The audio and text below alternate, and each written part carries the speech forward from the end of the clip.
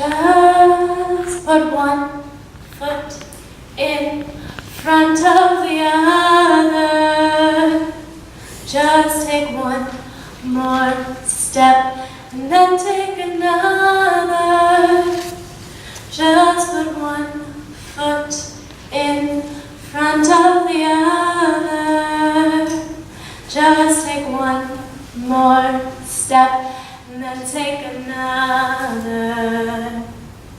If you've got somewhere to go and you got to get there soon, just follow my instructions and you'll get there, I swear. Just put one foot in front of the other. Just take one more step and then take another. Just put one foot in front of the other. Just take one more step and then take another. To Santiago from different points, and specifically we walked the Camino Francés, 500 miles from southern France across northern Spain to Santiago. I have never been Catholic, so the crypt of St. James did not hold meaning for me. The cathedral with his crypt was simply the end of the walk. I wanted to walk the pilgrimage to be in Spain and away from the stress of my everyday life. There is a saying, though, that the Camino begins when the journey ends, meaning that we learn our lessons and gain insight after we have returned home. And I found that as I reflected on our walk back home, I started to understand its significance as a pilgrimage after I had already finished it. So what is a pilgrimage? A pilgrimage is the intentional removal of yourself from your daily life in order to travel to a site that has some sort of cultural or spiritual significance to you. The goal of a pilgrimage is not just the destination, but also to feel closer to God or to grow in a spiritual or personal way. Almost all religions, except Sikhism, encourage the practice of pilgrimage. For example, Jerusalem is a place of pilgrimage for Christians, Jews, and Muslims. Hindus and Buddhists have many pilgrimage sites in countries where they are a major religion. There are some common elements to a pilgrimage, and today I will talk about those and share examples from my own pilgrimage on the Camino. While some pilgrimages are required in certain religions, such as Islam's pilgrimage to Mecca, others are taken on by a desire to influence the future, such as curing an illness, or a need to thank a god for good fortune. Some pilgrims are called by God, others by a shock, such as the death of a loved one. And for the others, there's just a drive or yearning to go walk to that place. Elise and I met many pilgrims at points of transitions in their lives, such as having a job or relationship end. People called to do a pilgrimage are usually longing to find meaning within themselves by getting outside of their own lives. It is difficult to explain to people why one would want to walk for so many days and miles, but the desire to do so is there. It is no accident that I was called to do a pilgrimage in Spain. I had studied first semester there as a college student and had learned about the Camino later in life. It was something I thought might be neat to do one day. There's also a Camino that goes from Sevilla to Santiago called the Via de Plata, the Silver Route. And when we visited the cathedral in Sevilla in 2015, I happened to spot the scallop shell on the outside of the cathedral, signifying the start of that Camino. At that moment, I felt like someone flipped a switch inside me, and suddenly I had to walk the Camino. There was left a drive in me to do the Camino as soon as possible. It was not something I could put off. I was afraid something would happen. A family member or I would get sick, or life would get in the way. I didn't want. I needed to walk in Spain, a country I love, and I felt that there was a lesson waiting for me there. Preparing for the journey is part of the pilgrimage. Many people wait years to accrue the resources and the right circumstances they need to make their pilgrimage. And for many, a pilgrimage will be impossible. The summer of 2016, I got an extra job to fund my trip. I was a UU, working at a Jewish community center so I could walk a Catholic pilgrimage. The moment I answered the first summer job ad, I felt like I had taken my first step on the Camino. It is important to learn about the pilgrimage before starting it. A guidebook for the Camino called the Codex Calixtinus was written in Latin in the early 12th century.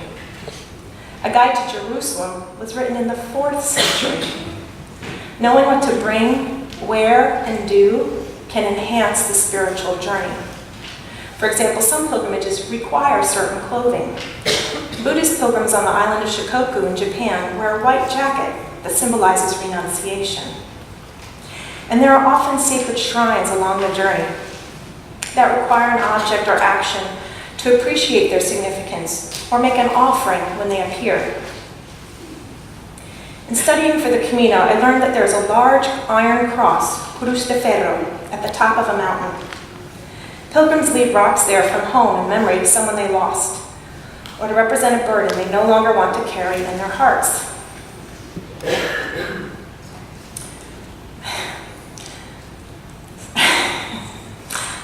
I always get emotional at this part.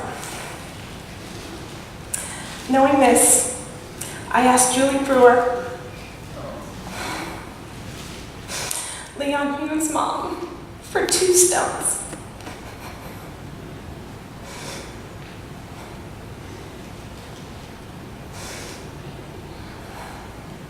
That she and Leon had collected from their favorite beach.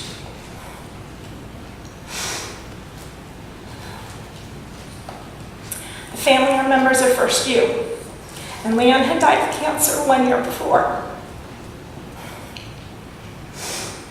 We wanted to remember him, and in a symbolic way, take him with us on the adventure. As the sun rose, at Cruz de Ferro, we left one of his rocks at the base of the cross, on top of a giant mound of rocks that had been left for centuries. Leaving Leon's rock with thousands of others made us feel like Leon, Elise, and I were connected to generations of pilgrims and a community of love.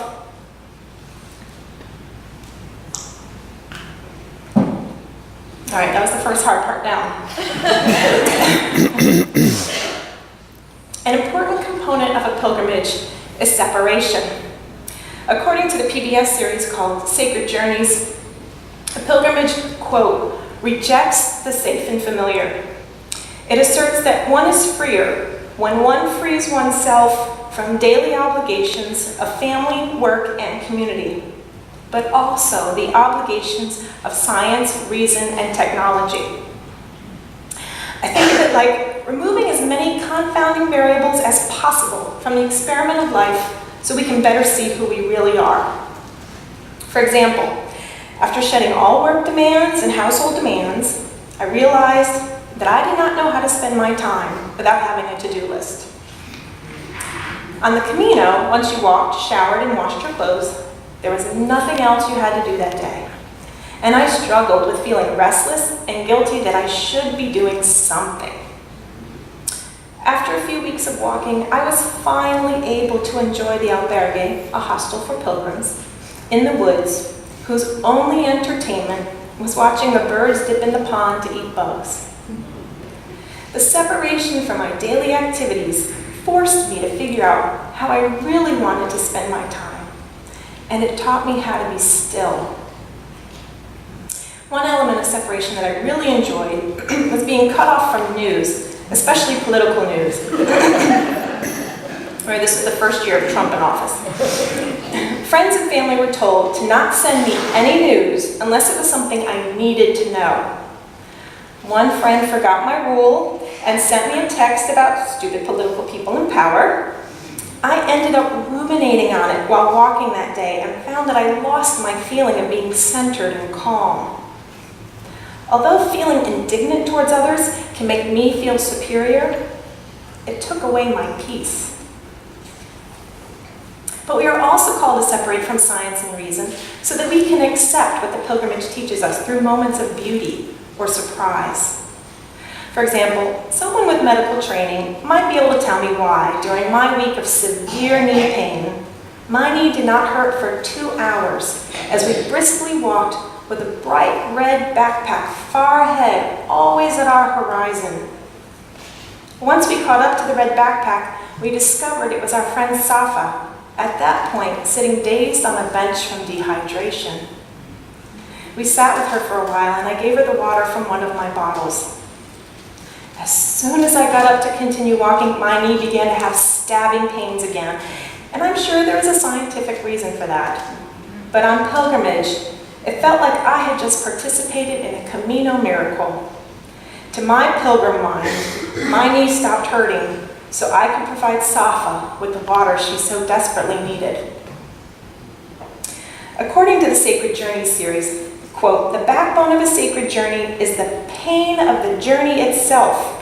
In almost every place, the travelers develop blisters, hunger, and diarrhea. This personal sacrifice enhances the experience. It also elevates the sense of community one develops along the way." For most of the Camino, Elise battled with her feet, trying to keep the blisters at bay. The community of pilgrims would rally around her, with one pilgrim providing her rubber toe sleeves, another providing gauze pads, and others giving advice and sympathy. Many would argue that the point of a pilgrimage is to improve oneself through overcoming problems and obstacles. To quote Jennifer Westwood from her book On Pilgrimage, some religions, such as Christianity, equate suffering with redemption. On the Camino specifically, it is said that the first third of the way is physical, the second third is mental, and the last third is spiritual. The first 2 weeks, I suffered knee pain. At its worst, I would get flashes of stabbing pain in one of my knees, and it would collapse out from under me. Fortunately, I had walking sticks, so I never fell. Our pain taught us to pay attention to our bodies. They were our only mode of transportation. And when we had no pain, we learned to savor that moment, knowing it was not permanent. The pain emphasized the challenges and sometimes clouded the successes. But in the end, the success was so much sweeter because we suffered to achieve it. The pain added poignancy. Suffering in pilgrimage can also be mental or emotional as a person confronts a lesson or memory, or as they experience a negative situation like getting lost. The second third of the Camino, the Meseta, is considered the mental part because it consists of flat fields with no shade and very few villages to stop and rest with a cool drink and distraction. It is monotonous and boring and creates a different kind of pain, a mental pain. Elise and I alternated between hours of silent walking, just putting one foot in front of the other. And then we'd fill the lonely road with song and silliness. Elise had created the chant that she sang for the prayer response on the Meseta. Many pilgrimages have a turning point, whether it's the moment that the pilgrim commits to continuing on or giving up, or when the pilgrim stops suffering and begins to feel more ease and enjoyment in their walking. In both cases, the pilgrim is at a crossing point between home and the self to the divine. To go on ahead, the pilgrim goes towards the more spiritual experience. On the Camino, Elise and I never wavered from our commitment, but we did worry if my knees would force us to stop. When a friend later asked me about my turning point, I immediately knew what day that was. And in fact, it was exactly 1 year ago today. A year ago today, we walked into a farmacia and bought a better knee brace and an extra strength anti-inflammatory cream that I would rub on my knee every few hours for the rest of the Camino. At our albergue that afternoon, I had my legs massaged, which was excruciatingly painful, but afterwards my legs felt much better. After that day, I no longer suffered stabbing pains in my knee, and day by day my knee got stronger and stronger. The fear of having to quit the Camino subsided, and I was allowed to spend less energy on my pain and fear and more on the experience of walking the Camino. And then the journey grows in spiritual significance. We become more keenly aware that we are part of a historical process, that thousands of people have walked the same paths for thousands of years. Phil Cousino, in his book, The Art of the Pilgrimage, says that pilgrims learn to walk with the intention of attention. They see the beauty around them with their heart and feel that everything that happens in pilgrimage has meaning. It is said that the third part of the Camino is the spiritual part, probably because the region of Galicia is beautiful, with green mountains and hills, with views that are inspiring, making us feel awe and part of something much larger than ourselves. For me, though, the community of pilgrims was also spiritual in the last third of the Camino, to feel this connection to people I saw every day or only once. There was no competition or race. We were all just trying to get to the same destination, and we cared for each other as we did so. I remember sitting at a cafe and watching the pilgrims walk by, and I felt love for each one of them. A sense of community is common and an important aspect of many pilgrimages. Malcolm X said after his pilgrimage to Mecca, quote, "Everything about the pilgrimage atmosphere accented the oneness of man under one God. Never have I witnessed such sincere hospitality and the overwhelming spirit of true brotherhood as is practiced by people of all colors and races here in this ancient Holy Land." Unquote. But not all pilgrimages promote total unity, particularly with other religions. As pilgrims get close to their destination, they begin to reflect on what they have experienced and look forward to coming to the place of spiritual significance. The penultimate day of walking, in our stage of anticipation, Elise and I played a guessing game, giving clues, and the other would have to guess a person, place, or thing that we had encountered on the Camino. We were gathering up all our memories, taking stock of what we had seen and done and who we met, reflecting on our journey. The morning of our last day it rained, which was typical for the region of Galicia, but it felt fitting because it matched my emotions. I had loved the simplicity of our lives, and I was sad to return back to the stress and expectation of our real lives. After 5 weeks of walking, Elise and I arrived at our goal. We got to Santiago de Compostela. The walk through the outskirts of the city was long and frustrating as we struggled to find the markers and the sidewalks. But when we saw the cathedral, my sadness and frustration disappeared, and I felt relief and happiness. I was relieved that we had been able to walk the entire 500 miles without having to take a bus or quit. And I was happy and proud that my daughter and I achieved our goal. I felt joy when we saw our familiar pilgrim friends, and we would sit at cafes and talk about our journeys, reconnecting once again. According to Phil Cousino, what is important about a shrine, the pending point of a pilgrimage, is not what historians documented, but what transpires in the heart of pilgrims. And in fact, this is how the cathedral looked the day we arrived.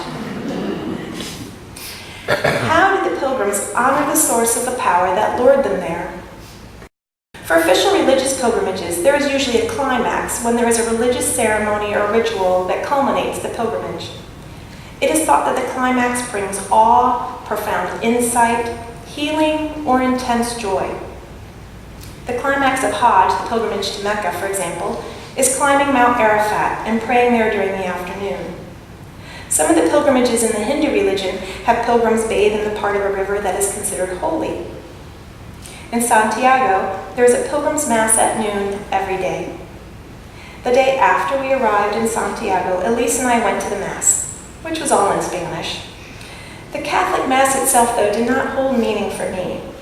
But being with hundreds of people, many of them fellow pilgrims who just completed the same journey, felt like the gathering of our community in a place of joy. As we saw the many priests process in, we recognized one of them as Father Keith, the very first pilgrim we met on the Camino. And even better, he was the one to present the only reading in English. I began to cry the moment I heard his voice. Our Camino had come full circle. After the climax, pilgrims require time for reflection to absorb the environment of their destination and the recognition of completing their pilgrimage. Phil Cousino said it gave time for, quote, your soul to catch up. This can mean walking around the site of the destination or just shopping in the local shops. During this time, Elise and I took a taxi with our friend Simone to the fishing village of Finisterre, which means the end of the world, and is on the west coast of Spain. There's a tradition for pilgrims to pick up a scallop shell from the beach and to go to the lighthouse at sunset.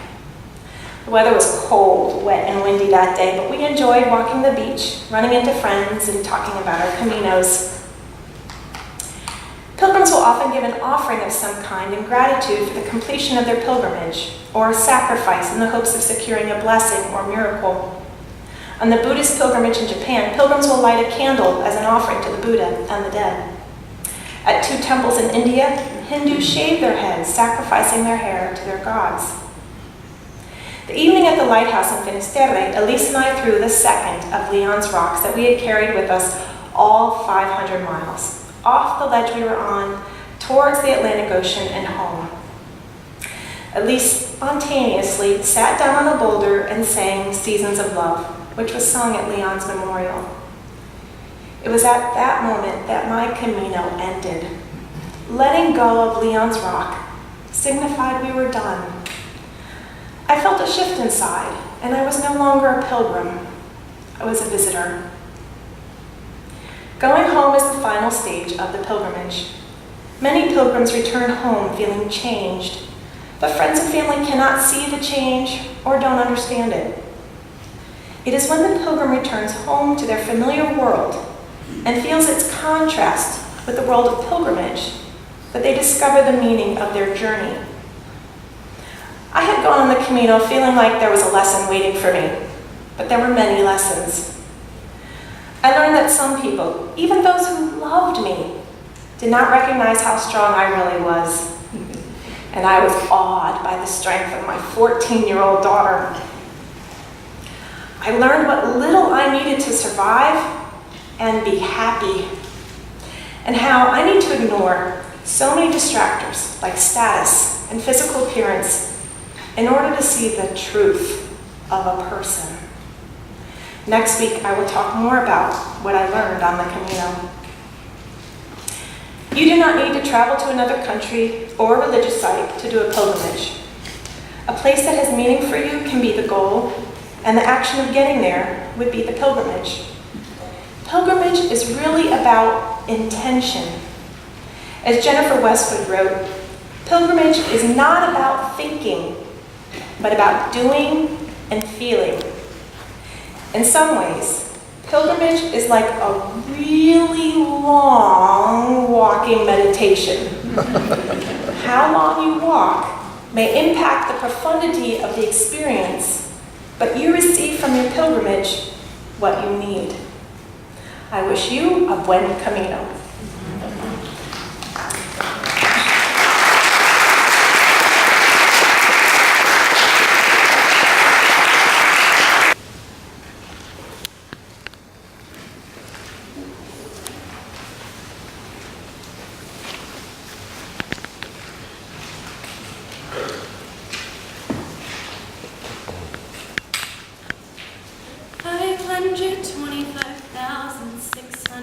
Minutes, 525,000 moments so dear, 525,600 minutes.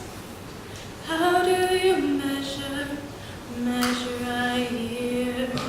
In daylights, in sunsets, in midnights, in cups of coffee, in inches, in miles, in laughter, in strife, in 525,600 minutes. How do you measure I hear in the light? How about love? How about love? How about love? Measuring love. See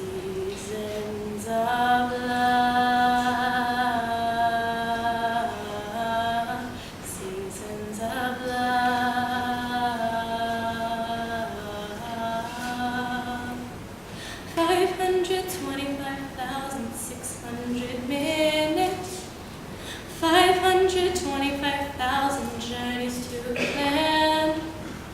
525,600 minutes. How do you measure the life of a woman or a man? In truth that she learned, or in times that he cried, in bridges he burned, or the way that she died. It's time now to sing out, though the story